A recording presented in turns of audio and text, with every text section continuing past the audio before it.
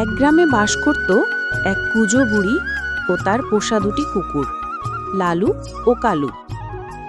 একদিন সকালে বুড়ি বলল, শোন লালু কালু, অনেক দিন নাতনিকে দেখিনি, বড্ড ইচ্ছে করছে নাতনিকে দেখতে, তাই ঠিক করেছি আজই যাব।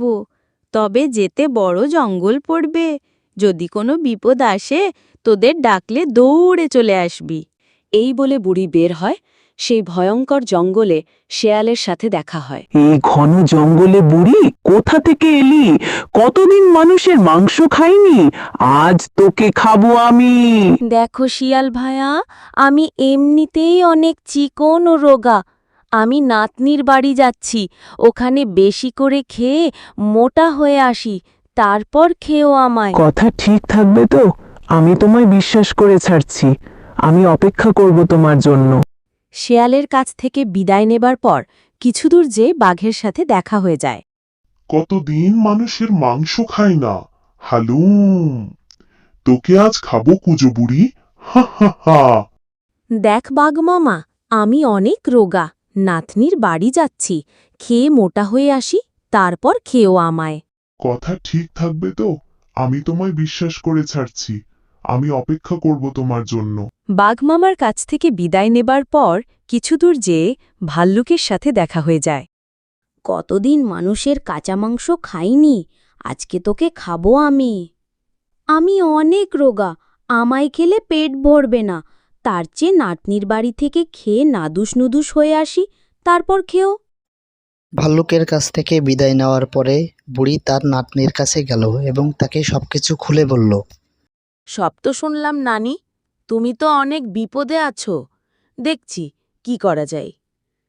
আমাদের বড় লাউয়ের ভিতর পুড়ে তোমাকে গড়িয়ে দিলে তারা তিনজন তোমাকে ধরতে পারবে না, এটাই করছি। তারপর নাতি কুঁজো বুড়িকে লাউয়ের ভিতর পুড়ে গড়িয়ে দিল, আর যাওয়ার সময় গান গাইতে গাইতে গেল, লাউ গুড় গুড়, লাউ গুড় গুড়, বুড়ি চলে গেল অনেক দূর। চলতে চলতে লাউ ভাল্লুকির কাছে এসে ধাক্কা খায়। ভাল্লুক বলল, খেতে চাইলুম কুঁজো বুড়ি, আর এসে পড়ল লাউ, ধুর, ভাল লাগে না। এই বলে ভাল্লুক লাথি দিল। লাথি খেয়ে লাউ আবার চলতে শুরু করল এবং বুড়িও গান গেল, লাউ গুড়গুড় লাউ গুড়গুড়, বুড়ি চলে গেল অনেক দূর। চলতে চলতে লাউ বাঘের কাছে এসে ধাক্কা খায়।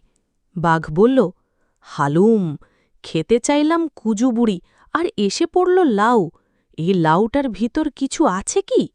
এই বলে হালকা ঝাঁকালো, তবে বোকা বাঘ বুঝতে পারল না ভিতরে কুঁজো বুড়ি আছে। বাঘও লাথি দিল রাগে।